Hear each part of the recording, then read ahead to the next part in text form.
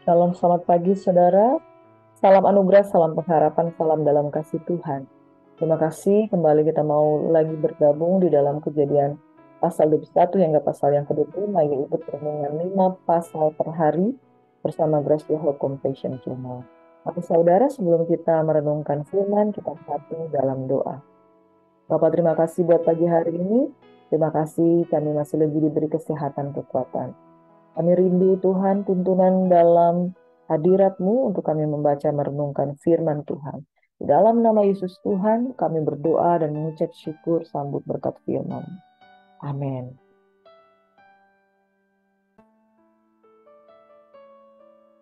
Mari sama-sama kita akan merenungkan firman Tuhan Kejadian pasal 21 hingga pasal yang ke-25. Saya memberikan topik judul firman Tuhan pada pagi hari ini yaitu Tuhan menyediakan atau Jehovah Jireh.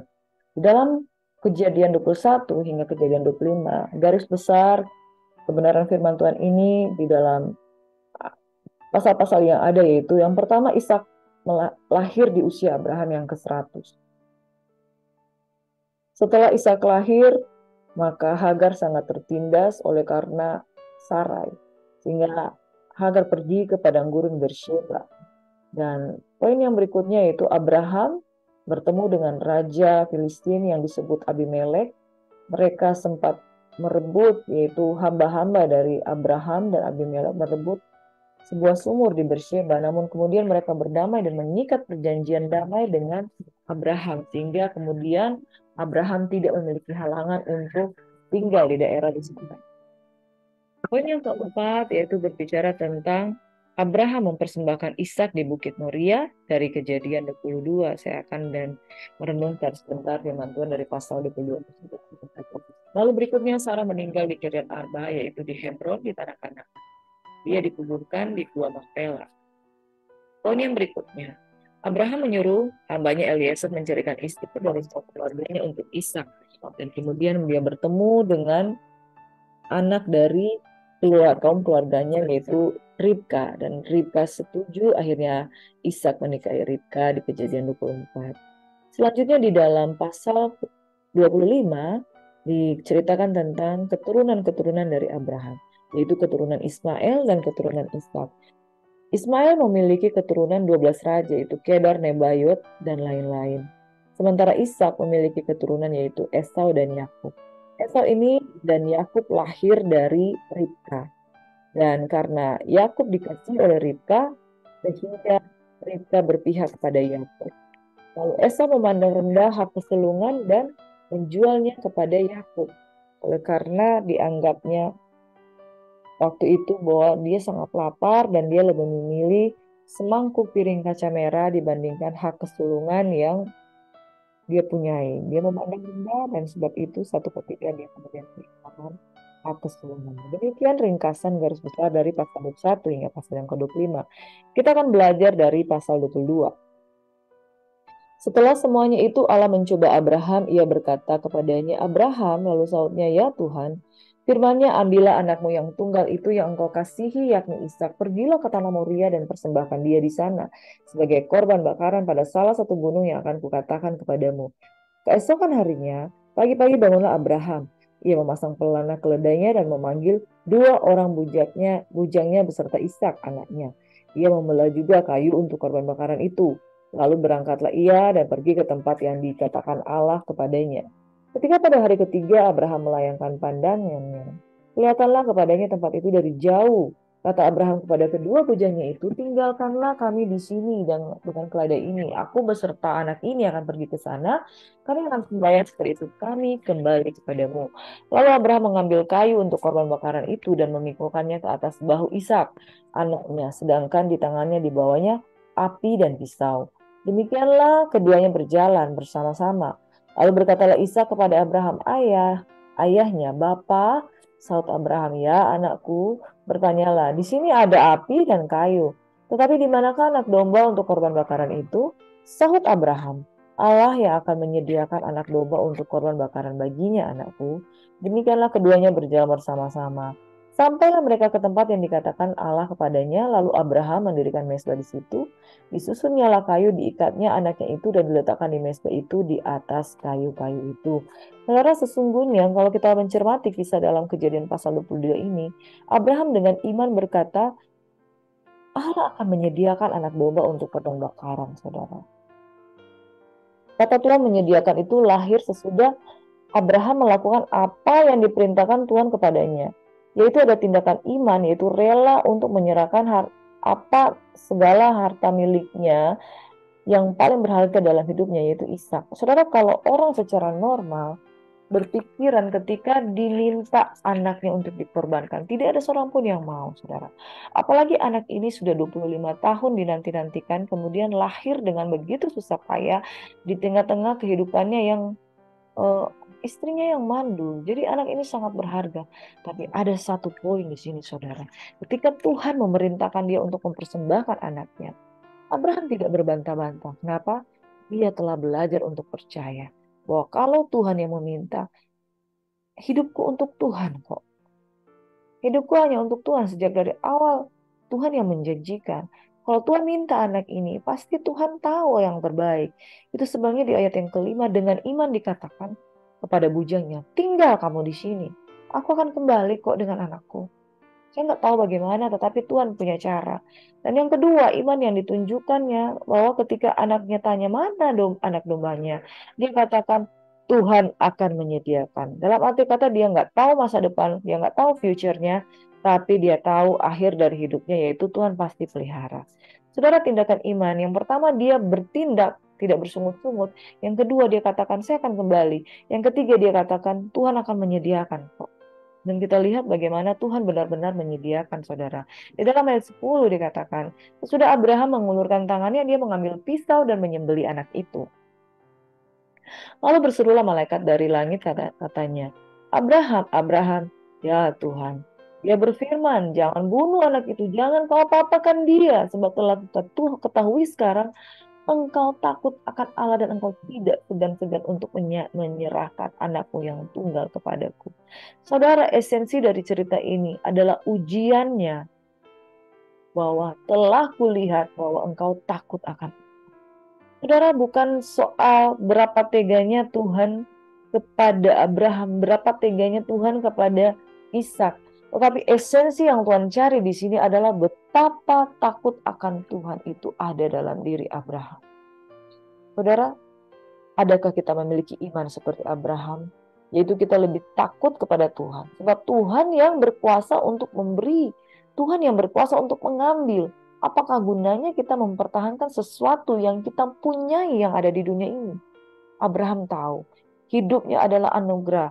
Anaknya pun adalah pemberian. Jadi apa salahnya kalau apa yang Tuhan minta ia kembalikan. Ayat yang ke-13, lalu Abraham menoleh dan melihat seekor domba jantan di belakangnya yang tanduknya tersangkut dalam belukar. Abraham mengambil domba itu lalu mengorbankannya sebagai korban bakaran pengganti anaknya. Dan Abraham menamai tempat itu Tuhan menyediakan, Jehovah Jireh. Sebab itu sampai sekarang dikatakan orang di atas gunung Tuhan akan disediakan. Ya, sebutan ini dimulai, perkataan ini dimulai tentang Jehovah Jireh pada waktu Kejadian 22 ini, saudara. Dan untuk kedua kalinya lalu berserulah malaikat Tuhan dari langit pada Abraham. Aku bersumpah demi diriku sendiri, demikian firman Tuhan. Karena engkau telah berbuat demikian. Yaitu apa? Bertindak dengan takut akan Tuhan. Bertindak dengan taat. Engkau tidak segan-segan untuk menyerahkan anakmu yang tunggal padaku. Maka aku akan memberkati engkau berlimpah-limpah dan membuat keturunanmu sangat banyak seperti bintang di langit dan seperti pasir di tepi laut. Dan keturunanmu itu akan menduduki kota-kota musuhnya. Oleh keturunanmu lah semua bangsa di bumi akan mendapat berkat karena engkau mendengarkan firman-Ku. Kemudian kembalilah Abraham kepada kedua bujangnya dan mereka bersama-sama berangkat ke Beersheba dan Abraham tinggal di Beersheba. Saudara, adakah iman yang seperti ini di dalam diri kita? Ketika Tuhan memberikan segala sesuatu, ada banyak orang yang gagal dan mengira apa yang Tuhan berikan itu miliknya pribadi. Salah, saudara. Apa yang Tuhan berikan itu kembali menjadi milik Tuhan. Sama seperti Hana. Hana, saudara, dan dia seorang yang berdoa untuk meminta keturunan. Akhirnya Tuhan memberikan Samuel. Setelah dia dapatkan, apa yang dia lakukan? Dikembalikan Samuel itu untuk melayani Tuhan. Demikian pula Abraham. Dia sudah mendapatkan anak. Apa yang harus kulakukan dengan anak ini? Sudah, Tuhan yang berdaulat untuk dirinya. Demikianlah ujian terbesar yang dialami oleh Abraham. Itu bahwa dia tidak enggan untuk taat. Dia tidak segan-segan untuk taat, untuk memberikan segala sesuatu. Kenapa? Karena Tuhan mencari orang-orang yang mau sungguh-sungguh percaya kepada dia. Di saat Abraham bertindak dengan iman, itulah persembahan terbaiknya kepada Tuhan. Maka Tuhan menggenapi janjinya menjadikan dia sebuah bangsa yang besar. Abraham benar-benar mengalami penyediaan Tuhan ketika ia melepaskan hak. Ia menang atas kebutuhan pribadi, ia lebih memilih untuk taat. Saudara, ada berapa banyak orang yang tidak mampu menyangkal dirinya bahkan ketika dia sudah menerima segala sesuatu yang daripada Tuhan. Biarlah ketika kita menerima segala sesuatu dari Tuhan, kita akan berkata, dari Tuhan, oleh Tuhan, untuk Tuhan, segala kemuliaan hanya bagi nama Tuhan. Penyediaan dari Tuhan terjadi ketika kita memang sungguh-sungguh bersandar kepada Tuhan. Saya pernah mengalami, saudara, saat-saat ketika saya membutuhkan.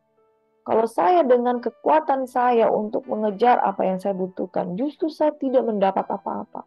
Tetapi ketika kita bersandar kepada Tuhan dan kita katakan, Tuhan, aku percaya Engkau menyediakan.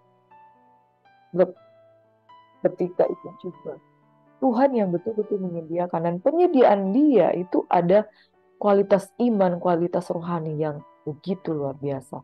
Saudara yang diberkati oleh Tuhan kita Yesus Kristus, perenungan pada pagi hari ini yang sudah kita bacakan. Yang pertama, perenungan tentang firman Tuhan ini, Abraham pernah mengalami keraguan berkali-kali terhadap janji Tuhan. Berkali-kali dia tanyakan, apa benar Tuhan akan mengaruniakan dia anak, padahal umurnya sudah setua itu. Sehingga 3 kali dikatakan bahwa Tuhan memperbaharui janjinya. Di kitab Kejadian 12, Kejadian 15, hingga Kejadian yang ke-20, Kejadian yang pasal 18 kalau tidak salah yang kemarin. Kejadian 17 yang kemarin kita renungkan, saudara. 3 kali dia ragu terhadap janji Tuhan. Tapi dalam hal ini, Tuhan menggenapinya. Di usianya yang ke-99, Tuhan meneguhkan janjinya. Usia yang ke-100, dia menerima apa yang Tuhan janjikan. Berkali-kali dia mengalami keraguan terhadap janji Tuhan. Namun pada akhirnya, matanya sendiri melihat bahwa, oh ternyata, sekalipun istrinya mati hai, Tuhan menggenapi janji. Hingga akhirnya dia benar-benar menjadi orang yang percaya kepada Tuhan. Karena Tuhan menjanjikan mewujudkan apa yang dia janjikan. Yaitu Sarah melahirkan Ishak. Apa yang dapat kita pelajari dari sini, saudara? Yang kita pelajari dari sini bahwa dari Abraham kita melihat Abraham adalah bapak dari segala orang beriman. Di tengah-tengah segala sesuatu yang tidak pasti, dan umat manusia yang hidup dengan kepentingan dirinya sendiri, dia belajar untuk mempercayai Tuhan. Dan apa yang kita pelajari dari sini, saudara? Iman itu berproses. Tidak ada iman yang bertumbuh dengan instan. Abraham dikenal sebagai bapak orang beriman. Dia juga berproses, saudara. Jadi hari ini jangan engkau mengalami kelemahan dan engkau berkata, tidak berguna sama sekali. Saya tidak berguna sama sekali. Saya selalu gagal dan gagal untuk mempercayai Tuhan. Hidup itu berproses, saudara. Level yang tertinggi yang Abraham dapatkan sebagai pria yang beriman, itu ada di Bukit Moria. Dan dia berhasil. Kenapa? Karena dia punya pengalaman. Anak ini pemberian dari Tuhan kok. Anak ini pemberian dari Tuhan, kalau dia mau ambil, ambillah. Karena dia yang memberi. Kalau seandainya dia ambil, dia yang berjanji bahwa aku akan menjadi bangsa yang besar. Tuhan pasti akan menggantikan yang baru. Entah anak yang lahir yang baru lagi dia gantikan dengan anak yang baru, tapi dia betul-betul percaya bahwa Tuhan menyediakan. Saudara, bagaimana dengan level iman kita? Seringkali ada orang yang merasa, saya jalan sendiri, saya tidak diperhatikan Tuhan, saya khawatir dengan segala hal. Karena saya nggak punya Tuhan dalam hidup saya. Salah, saudara. Tuhan ada. Dia tersedia untukmu dan dia menyediakan segala sesuatu bagimu. Kita pelajari di sini adalah iman itu berproses. Hari ini kalau engkau gagal, teruslah bangkit dan katakan, aku mau percaya pada Tuhan. Bukit Moria melambangkan penyediaan Tuhan tanpa batas. Penyediaan Tuhan tanpa akhir. Bukit Moria melambangkan bahwa Tuhan punya alternatif, saudara. Tapi yang paling penting, percaya dulu. Berikan dulu dengan kesungguhan hati. Sebab apapun yang kita lakukan, it is not the object, not about bagaimana domba itu, bagaimana korban itu, saudara. Tetapi subjeknya yang dia cari yaitu kita, saudara. Kita, saudara. Ujian terbesar itu adalah ujian memberi. Dan kalau memberi itu adalah anak sendiri, saya yakin banyak orang tua yang tidak akan kuat. Tapi saudara, tidak ada batasan dalam rencana Tuhan. Kalau dia memulai, dia pasti akan mengakhiri dengan baik. Hari ini, kalau engkau memiliki banyak pengalaman keraguan-raguan, kembalilah kepada Tuhan dan tetaplah percaya kepada-Nya. Perenungan yang kedua, apabila kita sudah menerima janji Tuhan, maukah kita melepaskannya kembali untuk Tuhan? Maukah kita menjadi pribadi-pribadi yang melepaskan hak kita atas permintaan Tuhan? Saudara, saya mau mengingatkan lewat firman Tuhan ini, saya mau katakan bahwa hidup ini tidak ada yang abadi. Hari ini kalau engkau memiliki segala sesuatu dan kemudian Tuhan mau ambil, sama seperti Ayub, saudara. Dia hanya orang yang dipercayakan Tuhan.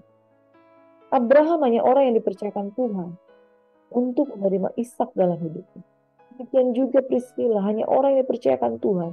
Hari ini apapun yang Tuhan berikan di dalam kehidupan Priscilla, satu saat nanti kalau Tuhan mau ambil, kita harus berkata, ya Tuhan, ya Tuhan. Suami, istri, anak-anak kita yang Tuhan percayakan di sisi kiri, sisi kanan kita itu sifatnya sementara. Satu waktu Tuhan bisa ambil. Satu waktu Tuhan akan menguji iman kita. Kalau hal-hal yang berharga di dalam diri kita itu diambil oleh Tuhan, apakah kita akan menyalahkan Tuhan? Yang terbesar di sini adalah percaya kepada Tuhan. Orang yang percaya kepada Tuhan tidak mungkin bersungut. Orang yang percaya kepada Tuhan tidak mungkin akan menyalahkan. Orang yang percaya kepada Tuhan tidak mungkin akan mencobai Tuhan. Kalau hari ini di dalam kehidupanmu ada banyak hal yang diambil daripadanya. Seringkali kehilangan orang yang berharga lewat kejadian duka cita. Itu juga kita membuat kita bisa menyalahkan orang lain. Atau ketika kita memiliki semua harta, kemudian nasib tidak berpihak kepada kita dan kita mengalami itu. Kita bisa saja kehilangan segala sesuatu, saudara. Namun hari ini, kalau Tuhan menghendaki sesuatu dari dalam kehidupan, alangkah lebih baik kita taat dan menyerahkan kepada Tuhan. Bahkan ketika Tuhan meminta hal yang sederhana, yaitu waktu-waktumu yang berharga. Waktu-waktumu yang berharga engkau puaskan dirimu dalam hadirat Tuhan. Seperti pada pagi-pagi hari ini, pada waktu hari masih gelap. Apa yang Tuhan minta daripadamu? Itulah korban yang sejati. Berikan, saudara. Dan Tuhan melihat hati. Jangan sampai kita berbantah-bantah dan kita tidak mau memberikan hal yang terbaik bagi kita. Dalam perenungan pada pagi hari ini, saudara, Tuhan mencari orang-orang yang sungguh mencintai Tuhan lebih daripada yang dia miliki. Tuhan mencari orang-orang yang mau taat dengan berbantah-bantahan. Tuhan mau mencari orang-orang yang percaya bahwa sekalipun apa yang berharga di hadapanmu diambil, kau tetap percaya bahwa Tuhan akan menyediakan, saudara. Garis besar kata kuncinya di sini bahwa percaya apa yang Tuhan beri dia juga pasti akan kembali. Esensi dari iman Abraham adalah betul-betul menempatkan Tuhan di atas segala-galanya. Jangan gagal, saudara. Sudahkah engkau mengalami pengujian-pengujian dalam kehidupanmu? Hal-hal yang berharga diambil daripadamu? Apakah engkau tetap tersenyum, setia dan mencari kehendak Tuhan? Pagi-pagi benar ketika kita meluangkan waktu untuk mencari Tuhan. Jangan lelah menabur. Pagi hari ini saya mengatakan hadirat Tuhan yang sangat kuat. Memberkati kehidupan kita. Saudara, tetaplah percaya. Dia Jehovah Jireh. Saya akan tutup dengan perkataan ini, saudara, di dalam Ibrani 11 ayat 8. Karena iman, Abraham taat. Ketika ia dipanggil untuk berangkat ke negeri yang akan diterimanya, menjadi milik pusakanya. Lalu ia berangkat dengan tidak mengetahui tempat yang aman. Inilah iman, saudara. Tanpa dia perlu tahu, tidak segala sesuatu kita perlu tahu, untuk apa anak ini disembeli, untuk apa Tuhan menyuruh seperti ini, kadangkala kita tidak perlu tahu. Yang kita perlu tahu adalah kita tidak salah berjalan dengan Jehovah Jireh. Karena apa? God provides. Saudara yang diberkati oleh Tuhan kita Yesus Kristus, mari kita menyerahkan seluruh kehidupan kita di dalam Tuhan. The Lord is our provider. The Lord is my provider. Mari kita berdoa.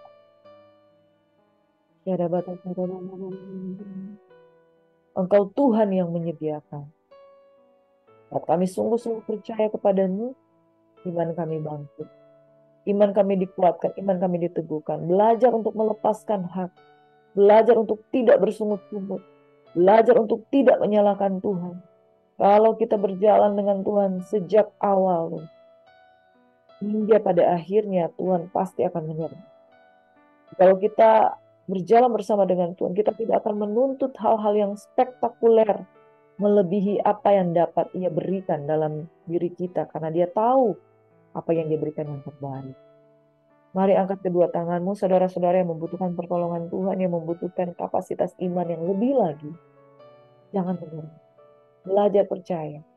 Karena percaya itu pun adalah proses. Orang siapa lapar dan haus akan Tuhan, tentu ia akan dikuatkan. Aku berdoa pagi hari ini, buat anak-anak muda yang kehilangan tujuan hidup, kembali kepada Tuhan. Percaya, jangan bersungut. God provides. Tuhan menyediakan. Berkatilah orang-orang tua yang sedang sakit. Percaya kepada Tuhan dengan sungguh-sungguh. Investasikan waktumu untuk berdoa dan baca firman. Dan Tuhan pun akan menyediakan. Kami berdoa untuk para misionaris dimanapun mereka berada. Pakai mereka lebih lagi Tuhan. Untuk mereka menjadi saluran berkat untuk memberitakan Injil. Bagi kami pada pagi hari ini. Kuatkan iman kami. Jangan kami gunakan kekuatan kami untuk bersungut dan menyalahkan Tuhan. Tapi kami gunakan kekuatan kami untuk percaya, dan percaya. Jehovah Jireh, Tuhan yang menyediakan. Makasih Bapa di surga, ini doa kami. Kami terima berkat Tuhan. Tuhan memberkati dan melindungi engkau. Tuhan menyinari engkau dan memberikan engkau kasih karunia. Tuhan menghadapkan wajahnya kepadamu, memberikan engkau damai sejahtera. Diberkatilah keluar masukmu, diberkatilah keluarga dan rumah tanggamu. Yang sakit disembuhkan, yang susah dihiburkan, yang berbeban berat diberikan kelegaan. Kami terima berkat-Mu, urapan yang baru, kasih Tuhan yang baru, mujizat yang baru, karunia roh yang selalu baru tiap hari. Dan damai sejahtera kami terima dan kami sambut berkat Tuhan. Semua yang diberkati Tuhan, percaya diberkati, sama-sama kata-kata. Amin. Saudara yang diberkati, Tuhan Yesus memberkati kita. Sepanjang hari ini selamat beraktivitas. Tuhan menyertai kita. Dan Tuhan menyediakan. Amin. Shalom. Salam anugerah, salam pengharapan, salam dalam kasih Tuhan.